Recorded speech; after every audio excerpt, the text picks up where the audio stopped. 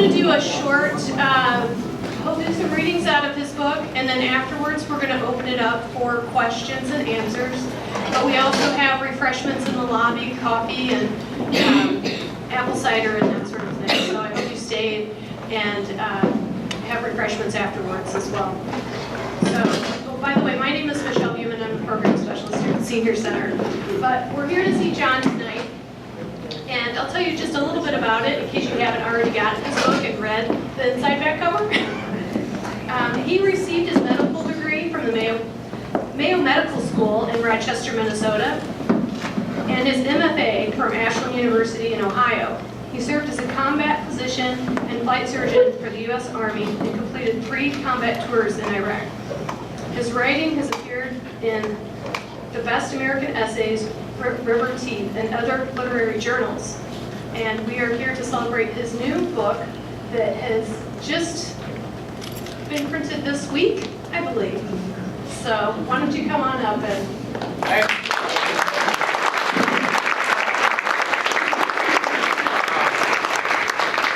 Tough crowd, I don't know any jokes. My wife said, don't you dare tell jokes. But, and of course, man, you know, we're all a little older, so we've learned by now we have to pay attention to our lives. And, well, this is interesting. So, I've been following the progress of our book, and you look at Amazon, they rank all these books in sales order. Now, Colin and I don't know how it works, because 2 weeks ago, we were number 550,000. They have a million, they say they got 1 million books, I doubt it. But anyway, and then as the book came out, we went up, and just before opening day, which was a week ago, I was about 100,000.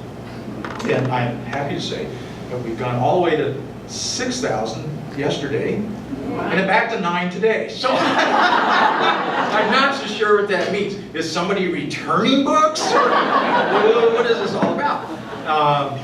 And the other thing, I'm going to put this cane over here. I'm trying to get rid of it. The other real fascinating thing about that is that it compares you to other books. You know, who's like you and who's doing good and who's not. So in the stroke category, I'm the #1 new release at Amazon. And also in the Iraq War biographies, I'm the #1 new release. But overall, in the stroke literature, I'm 2nd and 3rd, and I'll be happy to tell you that we have surpassed number 24, which is titled Strokes for Dummies. So that I feel pretty good about. I'm plussed up. So thank you so much for coming. I am John Kerstetter. I was a doctor. I still am a doctor. I have the title. I don't practice anymore. I'm in my 10th year of stroke recovery, in my 7th year writing. And the end of all of the progress we've made in rehabilitation in stroke is, in fact, this book.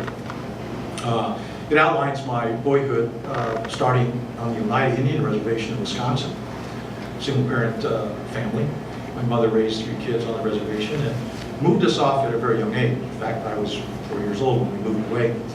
And it's interesting because I talked to her later when I was going to college, and I said, what made you decide? And she said, I had to sacrifice my culture and my ties with the people there so that you kids could get a start. She said, if I left you there, I just feared for your life. And I suspect that's true because I have since been back to the reservation as a physician and various and sundry different ones from Minnesota, Iowa, and Wisconsin. And we still have issues. You know, alcoholism, drug abuse, violence on the reservation. The same issues in the inner city. So she moved us out and we began our sojourn in our long career of survival. Went to college, overcame some interesting, they weren't insurmountable odds, obviously, or I wouldn't be here, but very interesting odds against, especially young Native American kids who wanted an education. And I remember, I'll give this quip and then we'll move on to the reading. We were talking about this on the Iowa Public Radio yesterday with Charity Nebby, and she said, well, you had this kind of transition in college where even the advisor said, and this is a Native American advisor with a master's degree in social work, when he was trying to help me with my curriculum plan as a freshman, And he saw this pre-med major. He said, well, we, Indians, don't go into the hard sciences. We go into education and social work. Now, interesting perspective, isn't it? Where'd that come from? And I used this word in the talk show the other day about a kind of a reservation mentality, and that's kind of when one class of people says to another class, you can't do this. And they say it for so long, and with such force, that the people in that one class starts to believe it. And they say, gee, you're right, I can't do this. Why try? And ergo, it's self-fulfilling prophecy. Well, of course, we overcame that and went on to become a physician, joined the Army, went to Iraq, had the stroke, and here I am today. So I'm going to read a couple selections. I will start in the combat section. And I'll set it up a little bit for you. The Canal Hotel bombing was a bombing by Iraqi insurgents of a place called the Canal Hotel, August of 2003. It's a large hotel which housed the UN headquarters, and at that headquarters was the head of the UN mission, Sergio Vera from Brazil. And next to it, the Paul Harvey part of the story nobody knew about, was a pediatric hospital, pediatric rehab hospital. So the terrorists decide it's okay to take out all these children in the hopes of getting the main target at the Canal Hotel, which they succeeded to do. So I'm on the team that evaluates, recovers, and identifies all the dead, most of which were actually not working for the UN. They weren't American soldiers, they were just common everyday Iraqi citizens. So, here we go.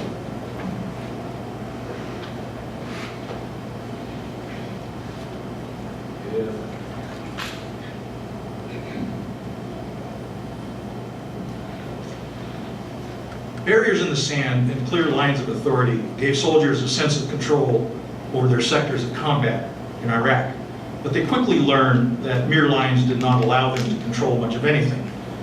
Not the geography of combat sectors, not the duration of firefights or the tempo of war, and certainly not the random line between those who survived and those who died. Ethical lines governing the rules of engagement sometimes failed to keep soldiers from moving toward unconscionable and unjustified war behavior. And when soldiers crossed those lines, they did so without much regard to the harshness or cruelty that lay on the other side. They crossed, enemy and coalition alike, as if driving over whitewashed lines where one side contained a perfectly acceptable kind of war, and the other side contained a war that pressed against the ribs of the world and made nations hate and wail and gnash their teeth against reason and civility. And those moral crossings reduced war to an instrument of the unforgivable. One side crossed into Abu Ghraib. The other side crossed into the Canal Hotel bombing. One side, the torture of Iraqi citizens. The other side, the dragging of burned and mutilated American soldiers through the streets of Fallujah. The crossing dragged minds and morals into the darkness of humanity, where frayed and savage logic permitted beheading and torture and indiscriminate targeting. And at the core of it all, the crossing taught us how to hate with deep, visceral, and unrelenting hate, the kind that thrive on the hard and jolting edge of war. A large part of my own crossing occurred during that Canal Hotel bombing. The bombing occurred on Tuesday. During the initial crisis, there was a team that set up a tent near the mortuary affairs office at Baghdad International Airport. It was designated as a temporary morgue. On Wednesday, I accompanied Colonel Galliano and Ambassador Patrick Kennedy to the morgue to help with identifications. The ambassador was interested in speeding up the process in response to Iraqi requests. The morgue was a large tent. It had been equipped with 3 stainless steel work tables and boxes of exam gloves and supplies, body bags. Outside the tent were rows of aluminum transfer cases used to transport the bodies of war casualties back home. I counted at least 50 of those cases, and inside the morgue tent were 2 folding chairs for anybody who wanted to or had to sit down. Otherwise, the only other items present were some large wooden tables on which incoming body bags were laid. After 2 days of working in that temporary morgue, I developed a judgmental attitude that seemed to find reasons to hate Iraq and hate my enemy. Bleeding became more than a clinical status. It meant that Iraqi insurgents destroyed lives without regard for the ethics of war. The char of flesh represented not just a burden, but evil that occupied every thought and action of the enemy. Even the way I spat took on a defiant and aggressive demeanor. I had a more vivid sense of mortality and a clearer sense of my personal vulnerability and my absolute need to fight. I was crossing. I could feel the tension, one side pulling against the other, an internal battle with its own unstoppable momentum, humanity versus inhumanity, healing versus killing, doctor versus soldier. During that internal battle, a strange thing happened. Aside from my secret desire to run from the repulsiveness of piecing human bodies back together, I wanted to get as far away from Iraq as I could. I wanted to run and be near my children. I needed their presence to sustain me. I needed to touch their skin and see that they were safe. I thought of my kids so often during the Canal Hotel experience. They would just pop into my consciousness while I was working on a body part trying to make it fit together. Justin, or Darren, or Caitlin, or Jordan would just appear in my thoughts. Sitting at the dinner table or going off to school, laughing at something I said. I wanted them to leave me alone because it felt like they were watching me too closely. I wanted to shield them from the things I saw, but they kept interrupting me as if pulling me back from the inhumanity of the bombing. They were like a counterbalance to the emotional maelstrom of the work I was doing. While the Canal Hotel bombing pulled me closer to the horrible aspects of war, my children pulled me back toward the beauty and meaningfulness of fatherhood. Even in the midst of the hellishness of the war, I could see and perhaps escape back to the love that grounded me as a person. I needed my family, they needed me, and that was sustaining and simple and uncompromising. It reminded me that I was their dad and I needed to go home. The crossing defined a new way of reasoning, one that should stand upon a kind of supernatural logic that allowed me and other soldiers to view our enemy as rabid animals, incapable of human emotion or decency, incapable of feeling loss or tragedy or the need to act within the parameters of the military profession. Embedded in that crossing was a mirror that reflected back all the inhumanity of war, and at times, if you dared linger in that reflection, you could see yourself rendered savage. When I now consider my own crossing, I can see that it had less to do with the hardening of my combat skills and more to do with the hardening of my soul. Before the crossing, I saw the enemy simply as soldiers in a different uniform, duty-bound to war, just as I was. After the crossing, I recast them as the contagion of evil, and I grabbed onto hate like an extra weapon, a weapon with no end to its destructive power. When I was honest with myself, I had to admit on several occasions, hate drove me, and I became the kind of person I never wanted to become. And in that unholy crossing, it was as if I was no longer a doctor, and war became the larger part of my life. That's the end of the crossing chapter. I read that because it is almost the central aspect of war.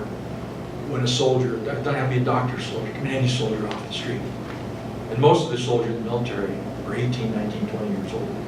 80% of the full rank of the military is less than 35.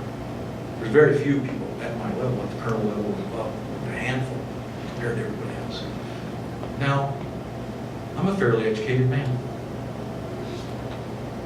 I struggled with this issue of the mortality war, but also the morality war. What do you think a 19-year-old, 20-year-old would do? It's crushing. And somebody from the VA asked me recently, what's the difference between you and all the other young soldiers? But I said, well, besides I'm 60 years older than most of them. I think it's this. I have the love of friends. I have the wisdom of the ages, if you will. I have the wisdom of my wife, my family. Tons of people who surround me. I've been through a lot of knocks in life. Anybody who's our age has. They don't get that. They don't have that yet. If anybody should be going to war, it's probably the old duffers like me. You know, just have a chest table and figure it out. It doesn't work like that, does it? And I think when the VA doctors ask me that, that's the reason why we have 20 soldiers a day committing suicide in the United States. I just lost one of my medics last week. He was a dear medic that went to Iraq with me. A lovely guy. He was working, came back, worked at the VA, and he's gone. No words. And it just hit me. Wow. What do we do? How do we do this? How do we fix this? Well, I don't have the answers, obviously. But I think that is part of the answer, that the hellishness of war and the hate of war seeps into the soul of man. And it gets them. And it's hard to wash that down. Well, you want to move on to something, what do you want? Something fun and laughable or something kind of... There is a funny chapter. Should I first call it? Should I do the list or should I do that other stuff? Let's go with the list. You call it. So I come home. I had to sustain some injuries in combat. And I come home and I have a series of operations. I have 10 operations in 1 year. And that's a lot. And each successive one, I thought, well, I'm a big tough guy, I can handle this. But each successive one, I get, the rehab gets a little longer, a little longer. And I said, well, let's plow through this baby, because I got my next door lined up. And developed some headaches, went in and had it evaluated. He said, well, you have a small aneurysm in the base of the brain, you've got to fix that before you go back to combat. I said, well, let's fix it. And it didn't turn out the way we wanted it to. And I had some air emboli in my head. A series of air bubbles got in my brain and destroyed tissue from the very top of the cortex to the brainstem down here. And I had a multifocal stroke, what they call a multifocal stroke. And I didn't know it at the time, but my medical career evaporated about that fast. Because I couldn't think, I couldn't move, I walked like I was drunk. And it was a very difficult time. They went to therapy, and therapy was a long course. We went to St. Luke's and Cedar Rapids for a month, stayed there as an inpatient, and then about the 2 or 3 year point, had some response. And then 4 years out, I was able to do things. I used to do one thing a day when I started. Now, Colin built me a list of things to do, to go to the grocery store. And this is about that time. So this is about 4 years out from stroke, thereabouts. If I can find it in the books. Anybody know where that is? Dude, if you're wondering, by the way, this book, published by Crown Publishing. Well, so the VA sent me, let me back up, I'll give you one thing. So the VA sent me to voc rehab. I said, well, what am I going to do? You know, be a cook? I said, no, that's too dangerous. So you can't. Cooking's out. Writing, that involves sharp pencils, that's probably out. What we do it on the computer. And it wasn't really a fluke, but it was definitely kind of experimental. They said, let's try to enroll you in a writing program. Well, my reading comprehension and reading speed rate at that time was the 3rd percentile. You know where that puts you? About the 4th grade. So, not real high. And I had a lot of struggles. I'd read half the sentence, they just weren't there. The words weren't there. Or I'd inject words that weren't in the sentence, and the sentence didn't make no sense at all. So I had a very difficult time.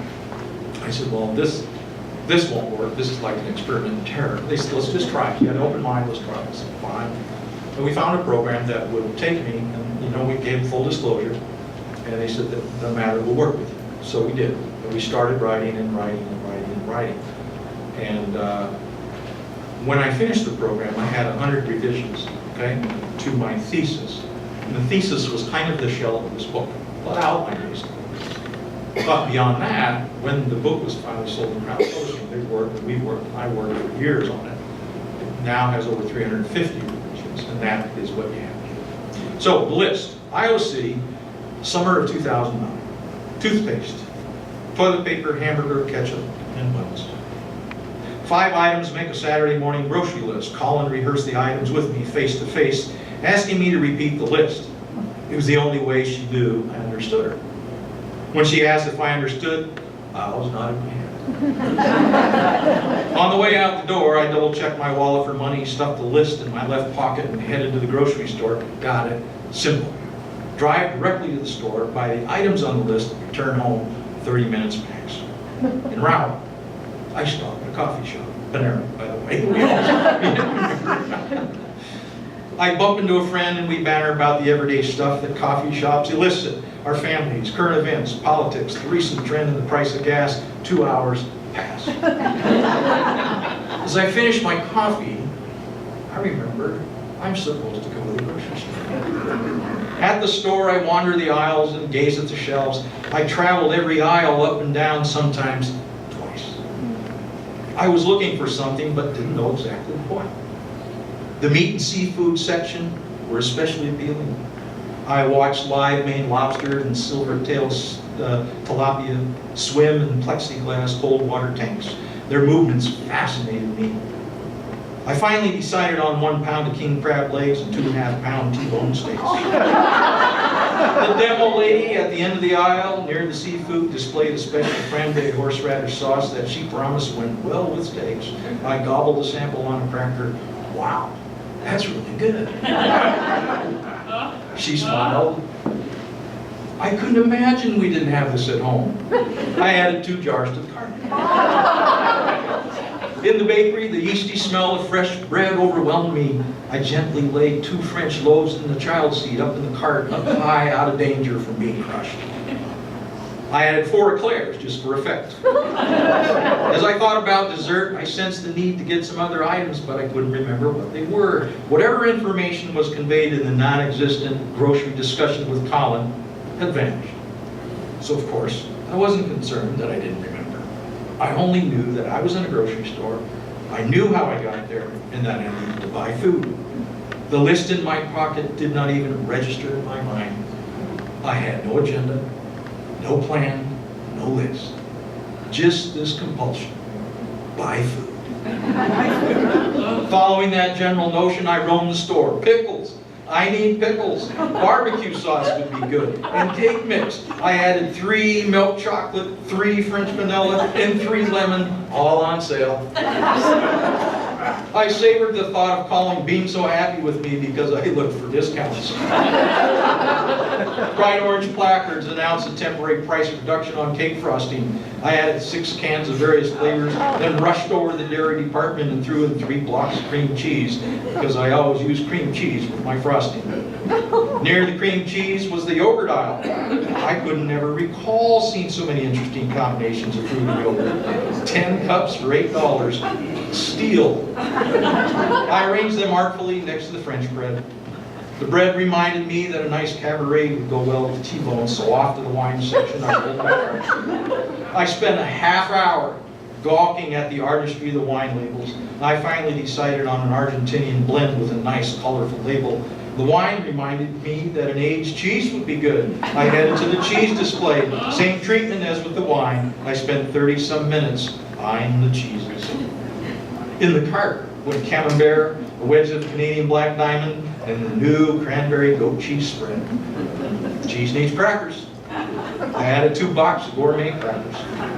I continued my shopping spree until the cart was about half full, and I sensed that I didn't need all I had decided to get, but I really didn't know what, if anything, I was supposed to get.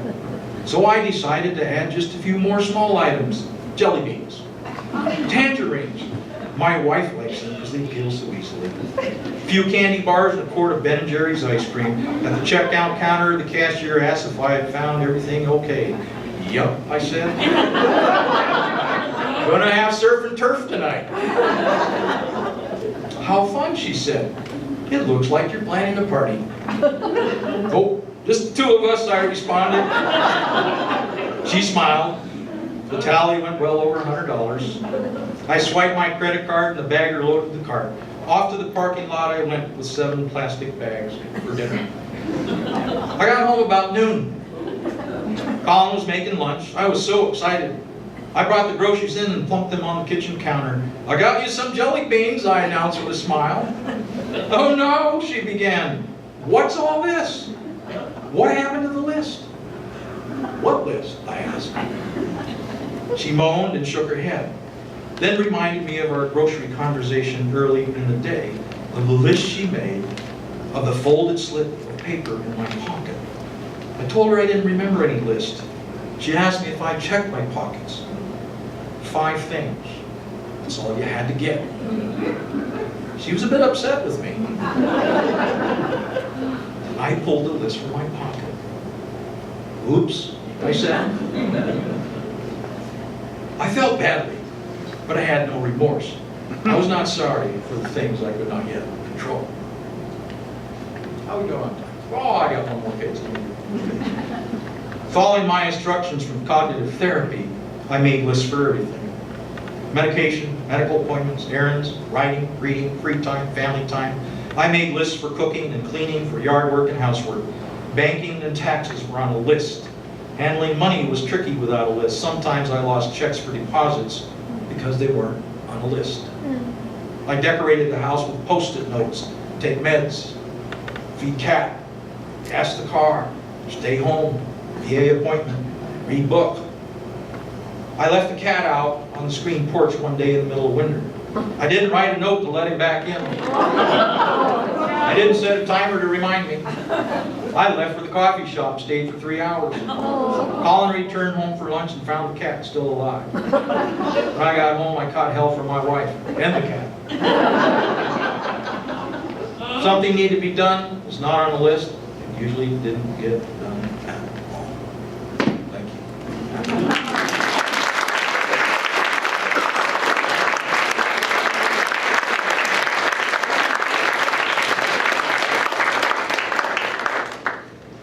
So, let's ask some questions. How about, let's do the first segment first. And I have to, if you have a question, I'll give you the mic, is that right? That'll work. That'll work. Okay. Who has a question? Anything at all? I'll entertain any questions. Well, I just go on reading all night, I guess. Why don't you just repeat the question after she asks it? Oh, yes. Go ahead. Yeah. Michelle, I'd like to know the process of you writing the book. You were in rehab for 10 years, and then it took you 7 years to write the book. So was that initially part of the MFA? I mean, you started the MFA Yeah, after rehab. I think I get the gist of Quite a your bit. question. So the process of writing, kind of how did it interface with therapy? Well, and the detail you have in the book is Detail. amazing. I'll tell you exactly. So I did a lot of cognitive, what they call cognitive restructuring for about 2 years.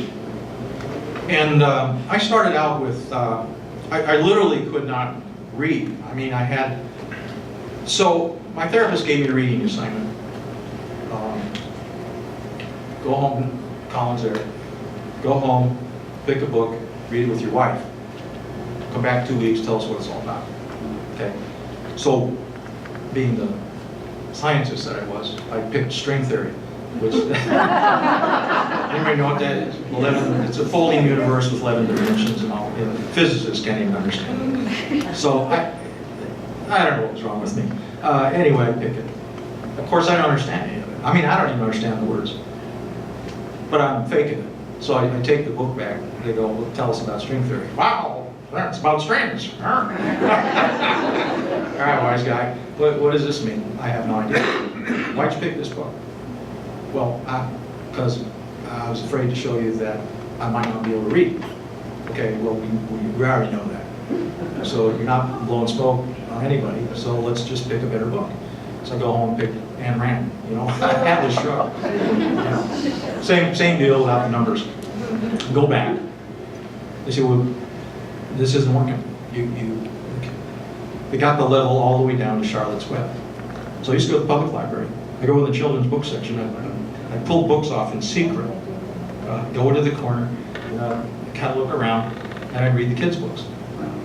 And some of them, like Ron Dahl, what are his books? I struggle with Ron Dahl.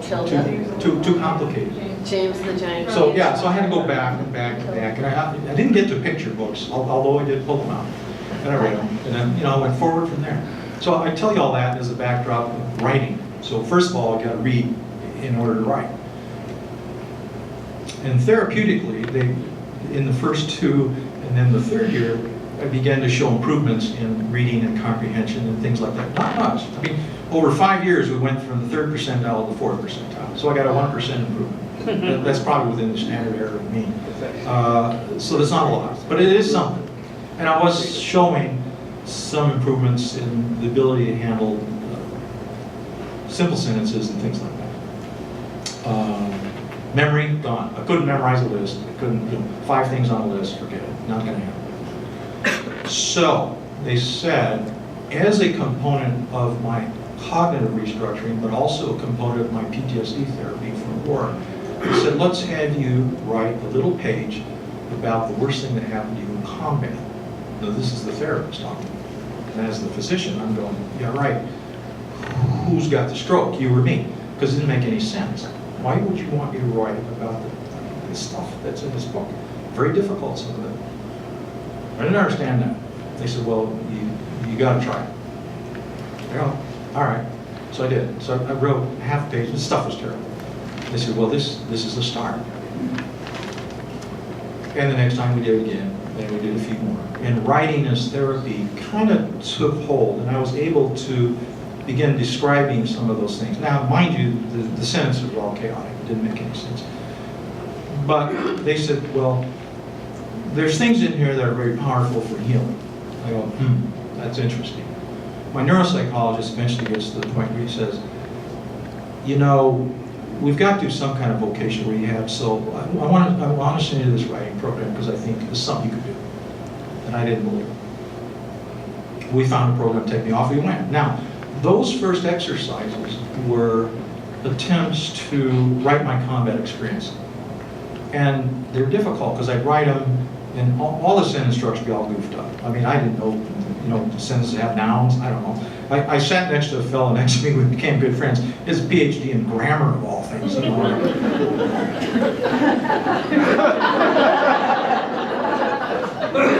And I show him my stuff and I'm embarrassed because, I got the commas in the wrong place. He's very nice about it. He says, yeah, you might want to slide that over a couple words. And it was one step in front of the other, 1 foot in front of the other, 1 foot in front of the other. And it began to catch and hold, but it was still very archaic. It was still very unstructured. It was still very difficult, raw. The emotions were there. Some of the words I used in my original drafts are still in the book. And the sensitivity was there. But the structure of writing, I was not a professional writer. I didn't know how to write. So I had to literally learn, and I read, they gave me assignments to read a ton of stuff. How do other people write? I read the stuff. Wow, that is really awesome. That is something else. They made sense. When I wrote stuff, it didn't make sense. So the process was simply this. Write, read what you wrote, write it again, give it to somebody else, let them critique it in a professional way, and tell you that, well, Doc, we think we know what you're trying to say, but you're not very clear. So why don't you clear this up for us? Okay, then I'd read it again. Oh yeah, you're right. I don't know what that means. I go back and write it again, write it again, write it again, write it again. For class, during the MFA program, that was a 2.5-year program, most of my essays, like they were supposed to be 3 or 4 pages, ended up being like 25, 30 drafts. And everybody else doing 2 and 3. I'm kind of going, well, that's not fair. Give them a stroke and see what they do. And so the process was literally reiteration, reiteration, reiteration, reiteration. Now, here's what we didn't know in terms of stroke recovery. We kind of did, but we kind of didn't. what we found unintentionally was that the nature of writing and thinking and reading established new neural connections for me. Now, the areas of dead brain are still there. They can go anywhere. They don't all of a sudden come alive. And the information in those areas is gone.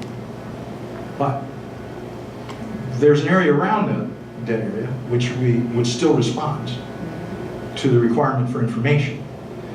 And what we didn't know was all that exercise in rewriting, rethinking, rewriting, what happened, was it dark, was it night, was it 6 o'clock, was it 8 p.m., was it in the morning? All that stuff about the detail came out only because I had to rehearse over and over. I mean, we're talking years of over and over and over and over. And finally, I was able to recall those details because in the meantime, the dendrites are laying out new formations, literally. So that's what happened. And then now on a professional level, once I got a piece that was ready to go, the triage piece, for those of you who've read it, was in Best American Essays 2013. And that was kind of the piece that told me and told my professors and told the neuropsychologists it's working. Because you got a piece that was strong, it was emotional, it was well written, and people responded to it. And once we wrote that piece, and it was in Best American Essays, then things really started to gel. And then I had the confidence, I knew that if I could write one piece that good, that was powerful enough to be published there, maybe I could do that again. Now that big maybe part was difficult because the next thing that transpired was we had to finish the manuscript, and Crown bought it, and they said, oh my goodness, these are interesting essays, but it's not a story and it's not a book. And that process was, when they got it, was about 200, revision 200. So between the time they got it and time now, it was another 150 some revisions on the book.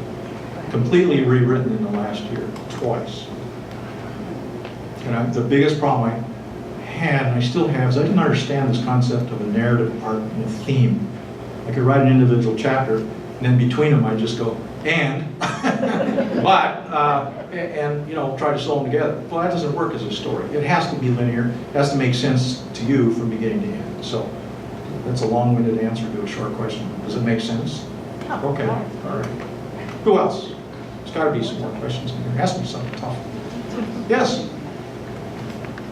I'm really interested, because I know that you are Native American, as what the influence might be, because I only saw in the book 3 times when, especially with the Trail of Tears and the young man that was on the gurney and had blood, and also with the healing when you were very young, and then you mentioned someone that you met from the Iroquois Nation. Sure. And I wondered if your Native American heritage played any part in this, either through your mother or through your own study. Yeah, so the question, what role does my Native American heritage play in any of this? Well, it plays a big role. And I think you mentioned some of it. It's my mother. So, of course, when I was growing up, now, my mother spoke the tribal language and English. She spoke the tribal language much better than she spoke English. My grandfather didn't speak any English. He was capable, but didn't speak it. And he used to sit me on his lap and sing chants and prayers and songs when I was little. He had big leathery arms and smoked a pipe, and it was kind of fun. My mother, and we were on the reservation until I was 4 and a half, almost 5. And then my mother decided to bring us off the Oneida Reservation in Wisconsin. In that decision, she had a tough job making that, because ultimately what happens when you make that decision, when you decide to break with your culture and join a larger culture, you have to leave things behind. You think you're going to bring it all with you, you can't, because her generation of people leaving the reservation either for survival means, economy, jobs, whatever, well, they had to speak English. Nobody else outside the reservation spoke Oneida, so you had to engage in English. So when she could, she spoke in the Oneida language, but soon found out, like when we were in grade school, that, well, that's not very practical. So she decided to let that go. Well, of course, all the kids, by the time they're now 6th grade, well, you know, we've got a smattering of language, and, you know, English is our primary language now. So that's the first transition. There's other things about art, language, culture, religion. It's the same transformative process. As soon as you get out of that culture, you begin the transformation. Now, that doesn't mean your culture leaves you and you're not excluded from it totally. And I still think to this day that being there early in the native culture and with my mom until I was 50 something when she finally passed away, did influence me. Because I used to think in terms of well, for example, this came out the other day, well, the issue of genocide. Now, a lot of tribes experience genocide, including my own. So what do you do with that? What do you think about that? When I was in Rwanda, what did I think about? Well, I thought about genocide, because that's what I was in. I thought about genocide. How did that play out for my people? Well, how does it play out for these people? Well, it didn't play out very well, was the answer. But what was interesting in my response to it, one of the men I was taking care of, and I had to do an amputation on him, he said, "Why are you here?" I said, "Well, I'm here to take care of you." "No, that's not it." All right, I said, "What do you mean?" He said, "What brought you here? This is not your war." And I said, "I don't really know, but all I do know is this, that my mother taught me to reach out to people that were suffering, because she herself and we ourselves had suffered. And that was a family value. That was our that was us. That was the Archie model, her maiden name. And when I think back, and I kind of write about this in the early struggles at Oneida, you know, she made corn husk dolls to entertain the kid. She made oxtail soup toys. And I remember Oneida people coming by, wouldn't have anything to eat. They'd bring by corn, or they'd bring by corn husks. They made corn husk soup, they had beans, they shared. They had everything. It wasn't 100% in common, but if somebody needed some, by golly, they got it. And that was a common shared value in the tribe, and I think it spilled over onto us. So I think it's fair to say that my culture never left me. You might be convinced that I left it, but I don't think so. Not really. That answers that. Anybody else? Back to the question. Yes? A couple of questions. Oh, a couple. First of all, I think the Navajo have something called the Healing Way ceremony. Mm-hmm. That would help war veterans and others to turn to leave some of the hatred and experience behind. Do the Oneida have a similar thing? And my second question, does your wife still send you the list? Let me tell you, there was a list tonight about 3 miles. Yeah, we do the listing every day, and oftentimes I still don't get it done. Could you repeat that, John? The question was, say it again, because it's one of those stroke things, I can't remember what you just said. So say it again. Do the Oneida have a complement to what would be the Navajo? Yeah, of course. Okay, so my brother-in-law is Navajo, and I have a number of Navajo friends. I'm familiar with the healing. So his question is, do the Oneidas have a tradition or a ceremony or a healing ceremony in the tradition of the Navajos? The answer is yes, they have a longhouse ceremony. Plus they have healers who come by to your house and they visit you. And in fact, this happened to me when I was a kid. The healer comes by, the medicine man, and he does have a pouch and he pulls out stuff. Now what's in there? Is there powder? Is there Valium or whatever? No. And here's how it works. It's a fascinating process. So the medicine man goes on a hike and he gathers stuff. There's a bone of the small animal. And for whatever reason, he attaches value to that bone. And that animal gave that life. So he picks it up and pops it in there. And he might find a leaf that is beautiful. He pops it in there. A piece of soil. That's one thing I learned. When I go somewhere, I pick up the soil and I smell it. It's kind of fun. And sometimes I put it in my pocket, sometimes not. So he's got these things in the bag. Now, come time for healing, what happens? He pulls this bag out. Now, I don't know how he does this because I'm not a medicine man or a healer, but he'll take the bone out because you got arthritis, and he'll rub that on. He'll say a prayer, he'll say a chant, And by golly, in a half hour you feel pretty good. Now, interestingly enough, trans-tribal, what I've done, while I was in medical school, difficult, right? And you'd have these exams coming up and stressed out. So I'd go to this national park area in Minnesota, and I went to this school in Rochester. And I'd go out there like on a Saturday because I had a Monday exam, and I'd sit among the trees, and I would just sit there, and I'd watch nature, and I'd breathe, take in the essence of it all, and it just put me at peace. When I go home, calls me, where you been? Wow, I was fishing. But I was really watching the animals, and I was watching the trees, and I was listening to the sounds, and that brought peace to me. Now, in relationship to PTSD and war injuries and this kind of stuff, is that stuff helpful and useful? Absolutely. Because what it does, and I participate in sweat lodge ceremonies when there's a group, professional group of American Indian doctors, it's called Association of American Indian Doctors. So I was in that, and we would have retreats and stuff for young medical students and doctors. We have scientific papers, but then there was a day that we did the healing ceremony. We built a sweat lodge, we went in the sweat lodge, and we did that. Now what that brings to it's a form of meditation, if you will. But it says, let that stuff go. Let that stuff go. Well, we heard that in the sermon this Sunday at church. Let it go. What good does it do you? It doesn't. And it was almost a form of release. Now it's also a form of sweating. You sweat out and you feel different, but in the feeling different, the medicine man was praying, you knew what he was praying for healing, for spirituality, for wholeness, for wellness. And as you breathe in the heat and the vapors, you feel different, very different. And at the end of an hour in the sweat lodge, if you don't come out different, there's something wrong, you're an alien or something, something's wrong with you. But yes, it has a place, it has a very strong place, as do other forms of meditation, prayer, healing, spirituality. Interesting discussion with the VA doctor a couple of weeks ago, and they bridged this gap of the spiritual in terms of healing. Whoa, what are you doing? You're a doctor, you're not supposed to talk about that stuff. Well, they are talking about that stuff, because sometimes that's the only stuff that makes any sense, especially in dealing with war. I had the same discussion with Iraqi physicians. We're sitting across the table. What makes sense? How are we going to get out of this?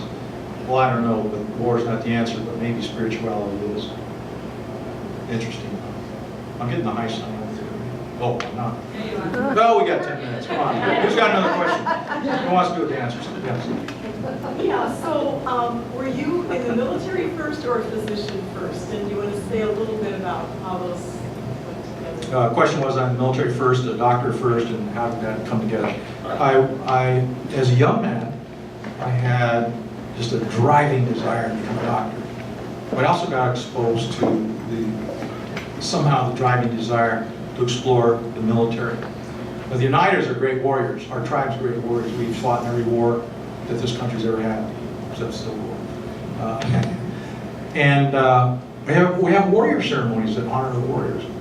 And so it was always intriguing to me that people like this would fight, for a nation who took stuff away from them. But they do, and they're very proud of that. So that was always kind of part of my growing up dream. And when I got to college, I explored. I didn't explore ROTC. I just explored becoming a naval officer first. And my father-in-law, who's a Marine colonel, career colonel in the Marines, said, I've been to Vietnam several times. You might want to rethink that, because you just married my daughter, and you want to be a jet pilot, go over and fight. You'll probably come back in a box. Well, it gave me pause. He probably knew more about it than I did at that. And I said, yeah, you're right. But like medicine, that dream never left me. So when and it's the same almost reason I went to Rwanda and later to Bosnia and these other places I've been, that I felt I had a responsibility as a physician. I was blessed with the opportunity to study medicine.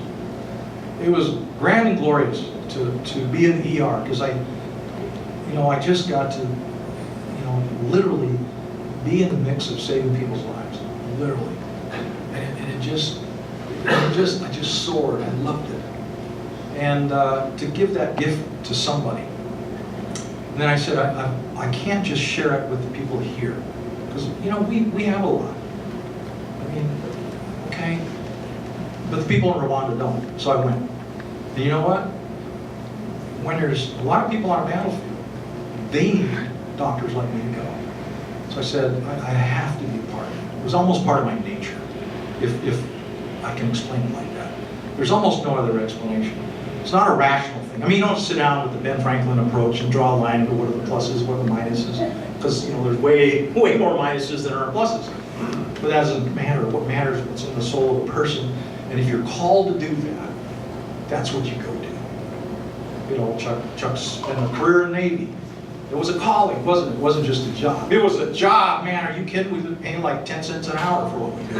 It's knucklehead stuff. We have better off at McDonald's. But it was a calling, wasn't it? You have, and here's one thing I've also learned. It's not for everybody. Of course it's not for everybody, but it is for somebody. And the people that it's for are the people we need to recognize and say, I got your back. When you come home, I got your back. And I know several not young anymore, soldiers who in the Vietnam experience didn't have that and crushed it. They just felt violated. So, good question. What else? All right. Cookies and coffee. You know, I'll be milling around out here, and Colin has waving her hand. She's got a list or something I'm supposed to do. That's the list. I'm supposed to stop. Thank you. God bless you. Appreciate it.